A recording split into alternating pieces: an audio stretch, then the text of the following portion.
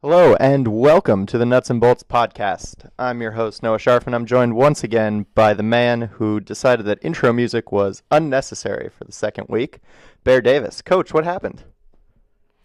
I don't know. This start to this podcast is way too formal for me. I got to start talking something about gibberish. Some gibberish here.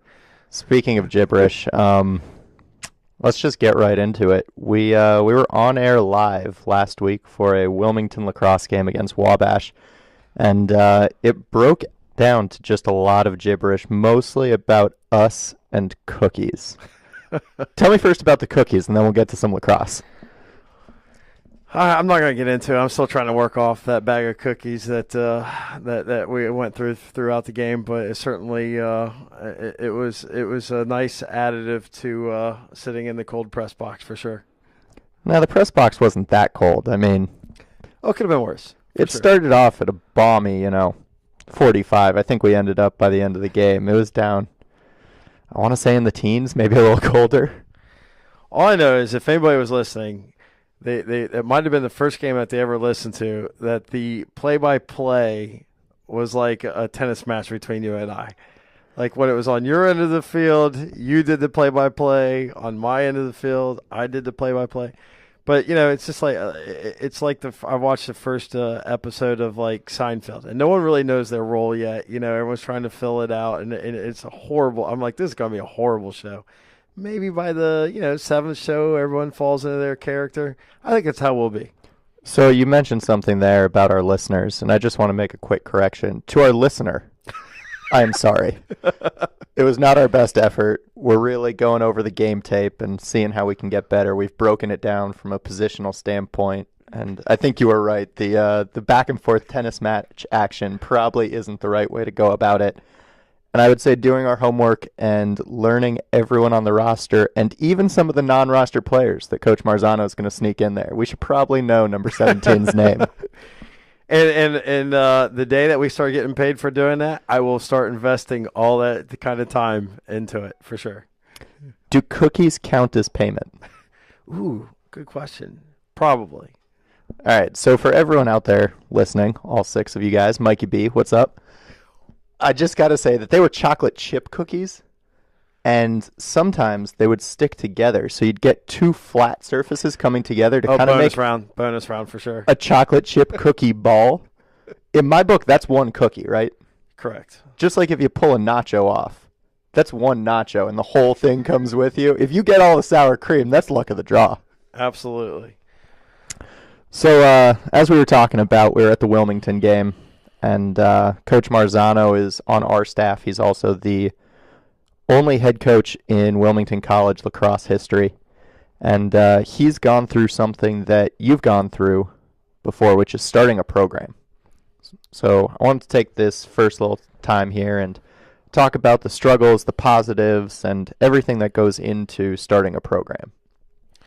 Yeah, it was great. I had the opportunity to speak with Coach yesterday, and they took a trip straight to Missouri right after that victory, and had the opportunity to play against Fontbonne and pull off the victory out there. And just talking to Coach and about his 3-year journey so far with Wilmington and building the program and going through those early struggles, and then now finally getting to start off 2-0 and see the guys start to feel like they're rewarded for their hard work, especially that those juniors that have been there from the start.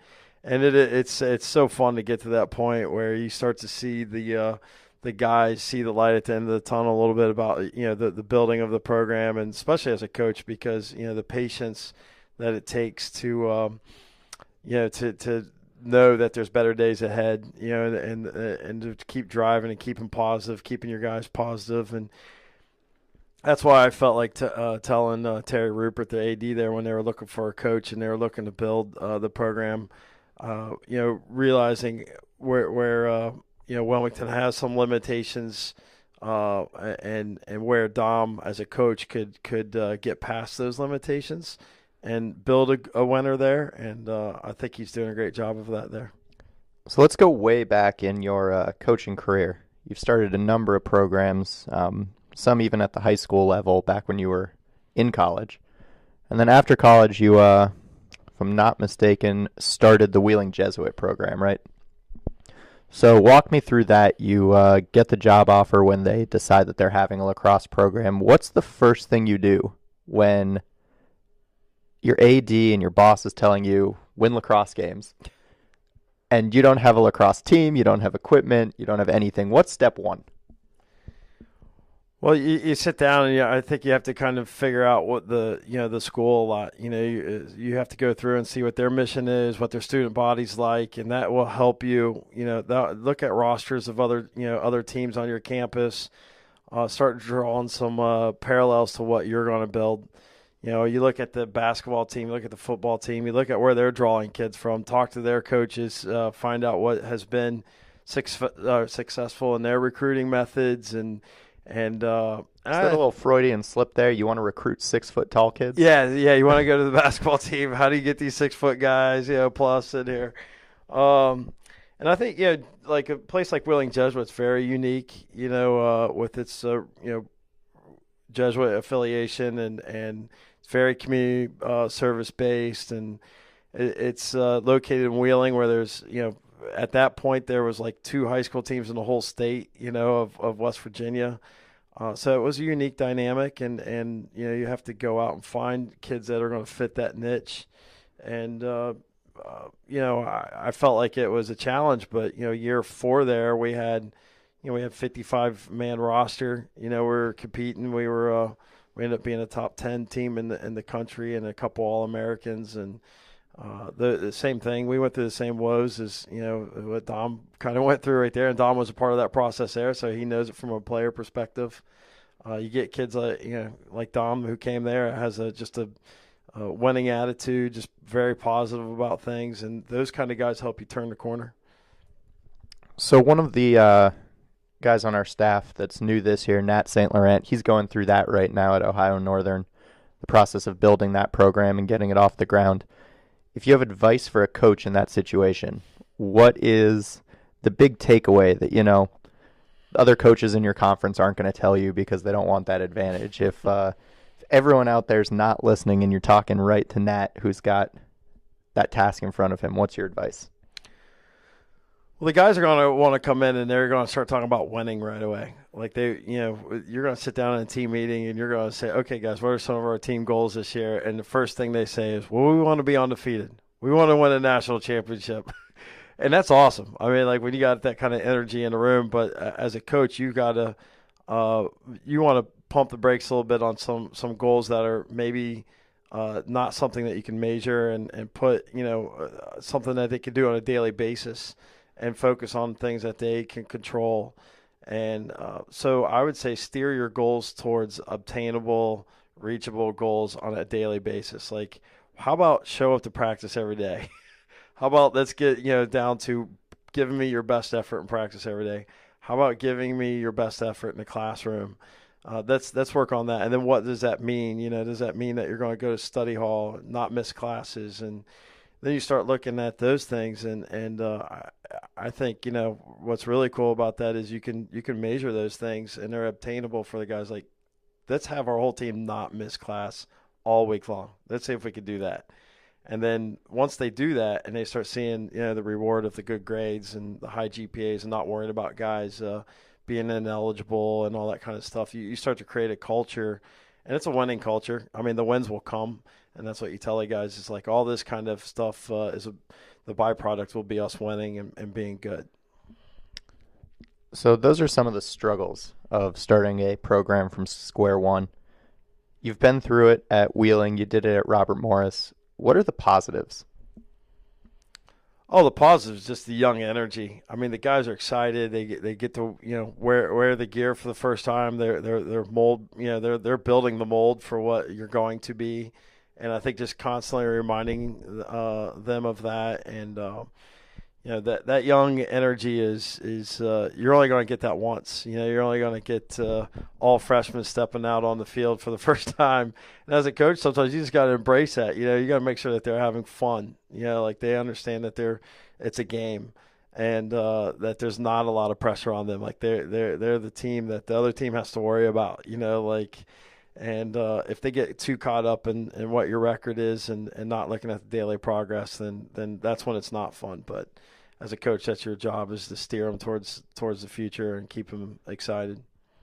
What's your best memory from the first year of a program that you've had? Well, I think those are tough. I mean, like, I think, at Wheeling we did have some victories in that year one. I think at Robert Morris it was just probably just going home knowing that we got better. Like, there were some nights where you walk away and it's tough because maybe you didn't win the game, but you definitely can look back at the team and you could say, you know what, we did get better today. And I would say for me, it's just that challenge of being able to find that way to relay that message to the guys. Sorry, I was just pulling up your career coaching record and just taking a look over it. And I remember one of the things that you told me, I think before we had even met in person. I was working on the media guide last year, and I asked you for if you had any of your yearly records. And you said, Noah, let's not worry about that. I am the best, worst coach of all time. Yes. Yeah, and I think, again, like, I don't think that, you can get too caught up in the record, especially when you've started programs.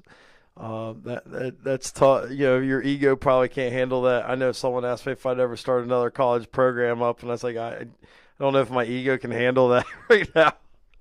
I mean, I think you look at the numbers and, you tell me if I'm wrong, but staying true to the process is important. At Wheeling, you went from 2 wins to 3 wins to 10 wins by year 3. And then at Robert Morris, the first year didn't go as planned, I'm sure, with no wins, then 1 win, 3 wins, 4. But then you're up to 9, 10, 9 again. So is that part of it as well, just staying true to the process and trusting yourself? Yeah, I think staying the course and just knowing, who your cornerstone guys are and finding those guys and really building around them. And, it's, even here, we started off when I came in, we won 1 game out of those 6. And just knowing that we were building a foundation for last year. And I don't get too caught up in the wins and losses. I mean, that, that first year at Robert Morris, I mean, we had 2 home games that weren't on Robert Morris's campus. We played 11 road games, and we played with 17 guys. I was just happy that we finished the season. At that point, that we were able to have enough guys to finish the season and get through it. But there were some guys that were on that team that are currently playing in the NLL. And there was some great, some great character guys that helped build that foundation there that got us to a top 20 team. So you touched on it, and I think it's pretty accurate that starting a program is probably very similar to the situation the Machine was in not too long ago, being an expansion team. And just, you are awarded the club, and then 6 weeks, 12 weeks later, you're playing a game.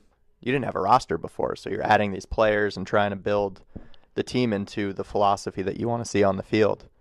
And, that takes time, and I think our fans that have stuck with us through the first 3 years really paid off last year. The wins finally started to come. We made the playoffs for the first time, and you could see the team that everyone hoped that would be there in year 1 finally matured and became the team that, we all know the Machine to be these days.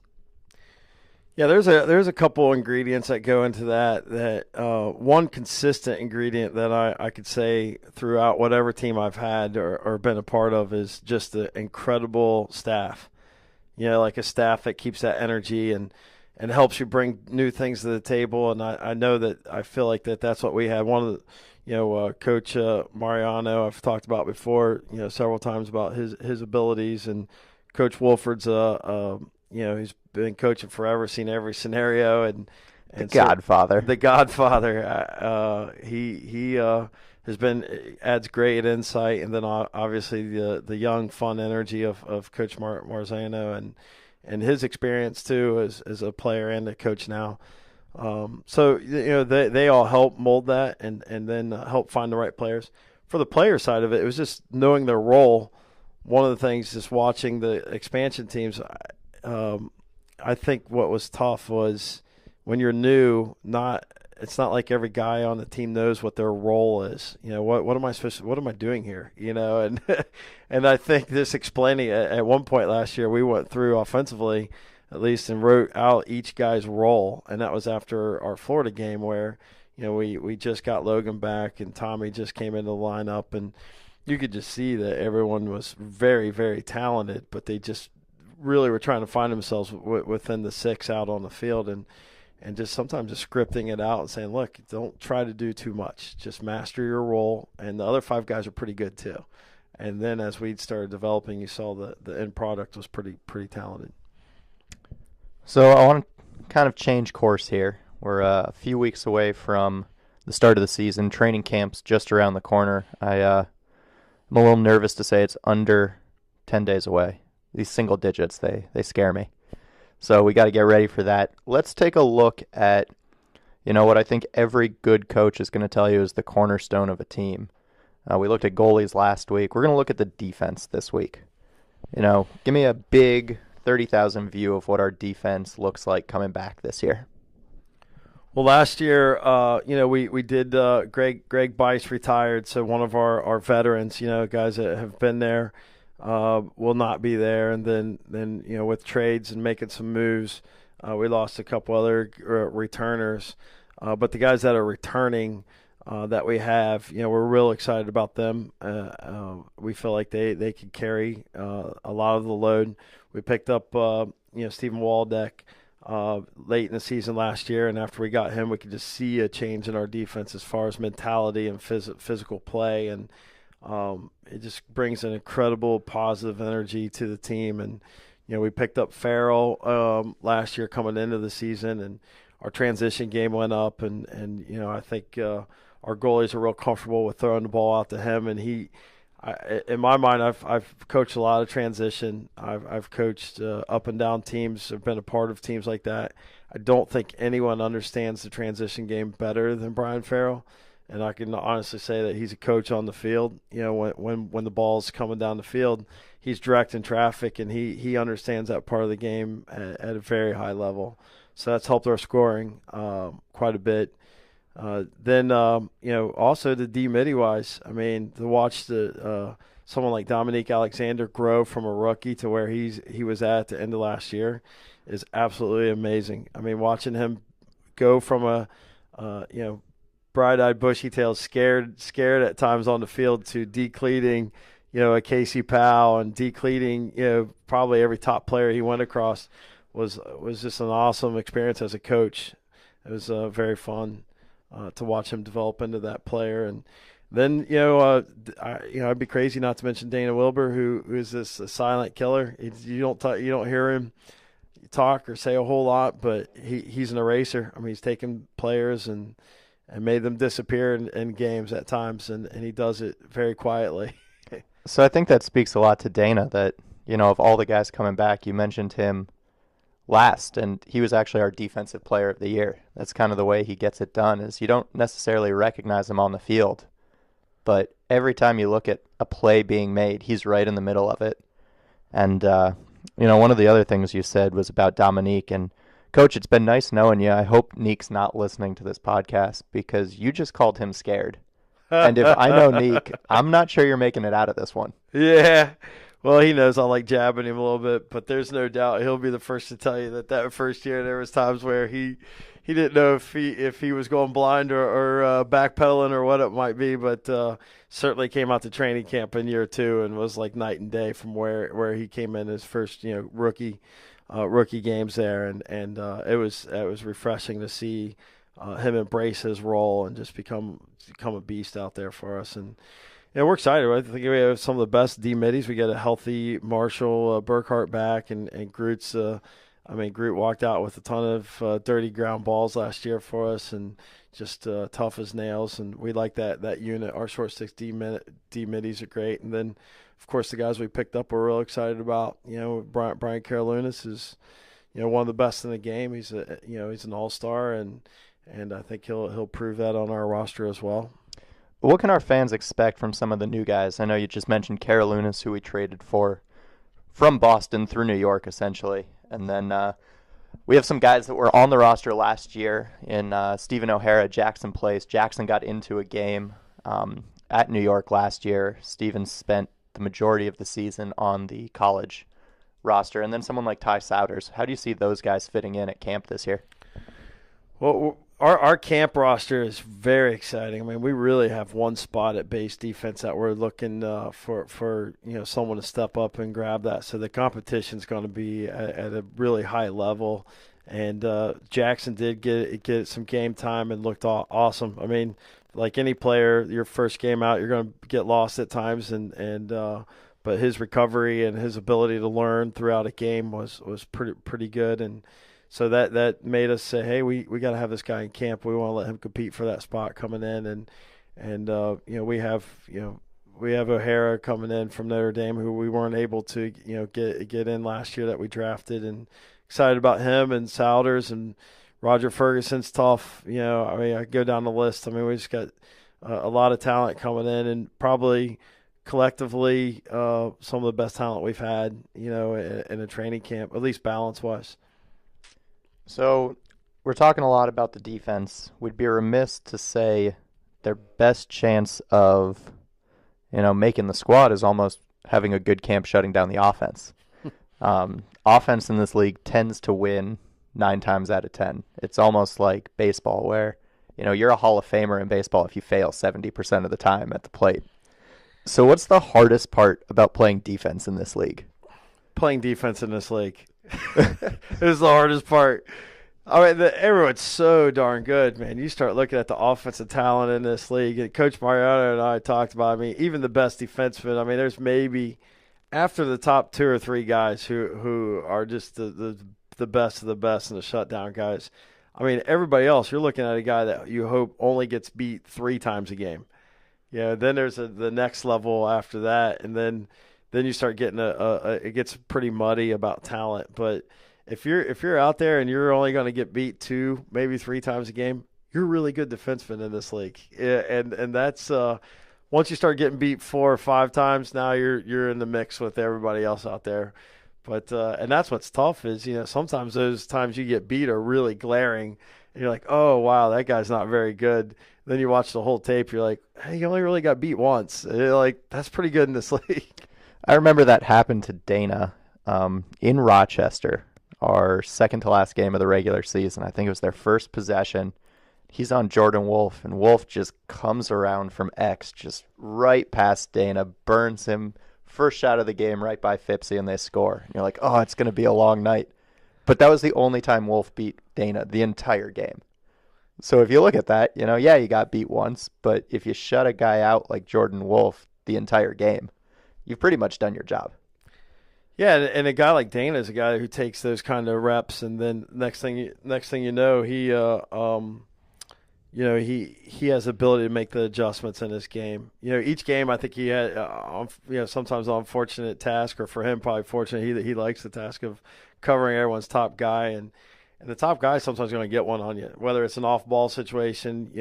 I know he's covered Jordan Wolf, he's covered Casey Powell, he's covering everyone's best guy, and like I said, we walk out and we watch the film, like, yeah, maybe you get him once, but it's very difficult to get Dana Wilbur twice.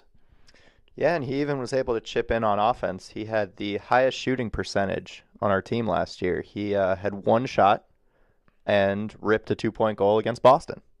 So when he does take his offensive hacks, he even, was able to learn from some of our guys and sneak one past the goalie there.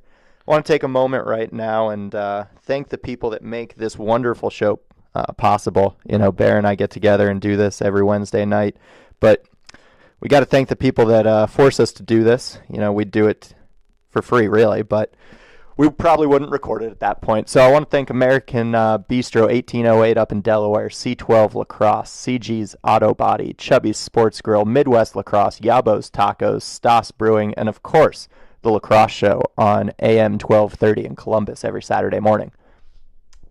Bear, it is time for what is becoming an annual, did you say it, or weekly event here on the podcast. It's time for trivia. Well, let's get after it. I'm ready. Last week we kind of went with the sports theme. This week, in honor of Hyla starting up, you're coaching your boys' youth team out there.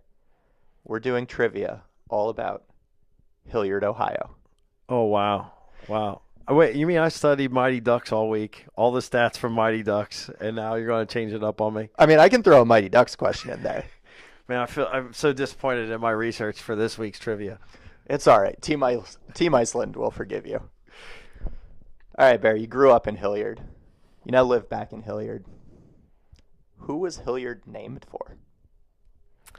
Well, Hilliard's station, it was a train station, and I don't know, I can't tell you how it got the name Hilliard. I just know that the original name was Hilliard's Station, and I only knew that because the old scoreboard in the old middle school used to say Hilliard's Station on it, and I'd always ask my dad, who was a railroader, what is Hilliard Station? And he told me the town only existed because it was a railroad yard.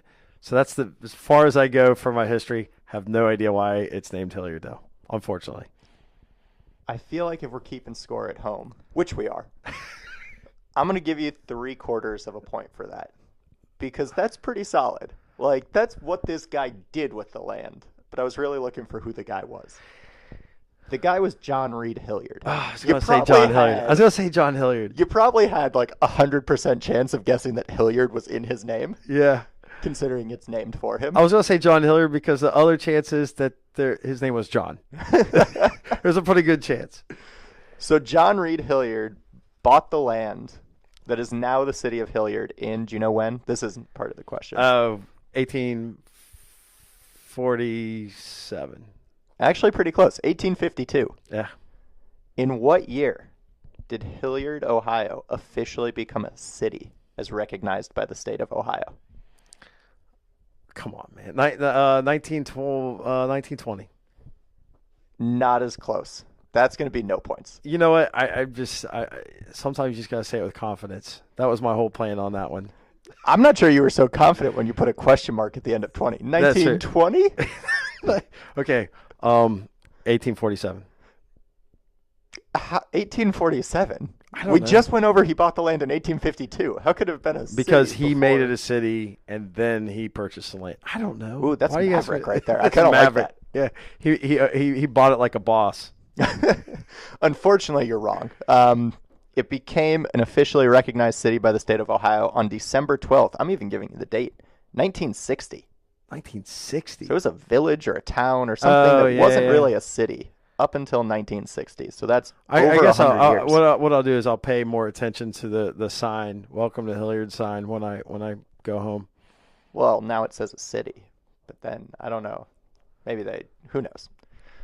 According to the 2010 census, with an estimate for 2012, because that's what I was able to find, what is the estimated current population of the city of Hilliard? Come on. Next question. Well, how am I supposed to know this? All right. Well, there are like 6 billion people in the world, so go under that. I haven't the foggiest idea. I mean, listen, since I left 20 years ago and came back, I mean, they've built 25 new neighborhoods easily in that town. They've added 2 high schools since I've graduated. I'd say, I have no idea. I'm not even guessing. All right, this really should have been multiple choice. Should have been. I'll give you multiple choice now. 20,000, 30,000, 40,000. Probably 40. 30. Always pick the middle, man. Oh, pick the C. Yeah. Always I went with C. I went with C. Well, you gave me 3 options. D. Oh, okay. I had a teacher tell me that. If there are 4 options, what if I would have picked all of the above? Would I got the average, which would have been 30? Wasn't a choice. Oh, okay. But I like your ingenuity. We'll give you that extra quarter point you were missing. So far through 3 questions, you have 1 total correct. You've now asked me 3 questions that only people that live, and not everyone there, in Hilliard, Ohio, will even care about in this podcast. Well, you do live in Hilliard. I hope you care about it. Oh, I do. But I'm saying for the 3 listeners out there, I'm hoping 2 of them congrats! live in Hilliard. We have 2 more listeners. All right, I'm on. I'm next. All right, last one. In what years did Hilliard Davidson win a state championship in football? I want to say that would have been, 2007 and 2009? I'm going to give it to you. It was 2006 and 2009. Okay. I think that's pretty solid. Yeah. I hope that by the time we record this again next year, they've won one in lacrosse. Yeah. That'd be great. And with that, Coach, I want to say thanks for joining us again. To all of our listeners out there, thanks for tuning in. We'll see you next week on the Nuts and Bolts podcast.